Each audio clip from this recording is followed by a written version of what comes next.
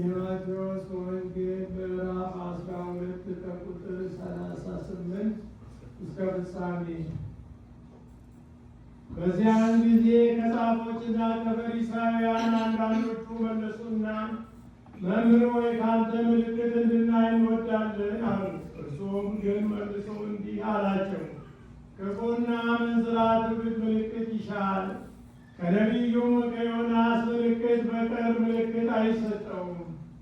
ዮናስ በዓሣ ነባሪ ሆድ 3 ቀንና 3 ሌሊት እንደነበረ እንዲሁ የሰው ልጅ በምድር ልብ 3 ቀንና 3 ሌሊት ይኖራል።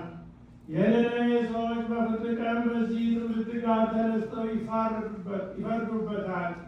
በዮናስ ስብከት ንስሐ ገብተዋልና፣ እነሆም ከዮናስ የሚበልጥ ከዚህ አለ።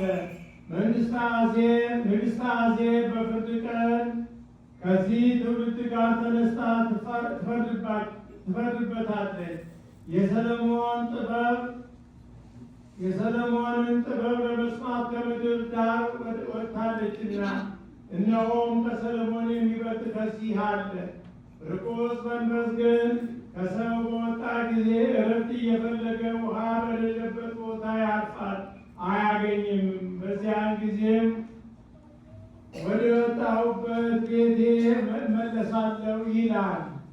ቢመጣም ባዶ ሆኖ ተጠርጎና አጊጦ ያገኘዋል። ከዚያ ወዲህ ይሄድና ከእርሱ የክፋትን 7 ሌሎች አጋንንት ከእርሱ ጋር ይወስዳል። ገብተውም ከእርሱ ጋር ይኖራሉ። ለዚያም ሰው ከፊተኛው ይልቅ የኋለኛው ይብስበታል። ስለዚህ ክፉ ትውልድ ደግሞ እንደዚሁ ይሆንበታል። ገናም ለሕዝቡ ሲናገር እነሆ እናቱና ወንድሞቹ ሊነጋገሩ ፈልገው በውጭ ቆመው ነበር።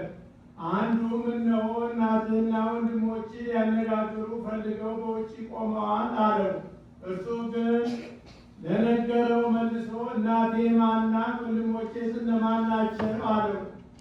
እጁንም ወደ ደቀ መዛሙርቱ ዘርግቶ እነሆ እናቴና ወንድሞቼ በሰማያት ያለውን የአባቴን ፈቃድ የሚያደርግ ሁሉ እርሱ ወንድሜ፣ እናቴም እህቴም እናቴም ነውና አለ።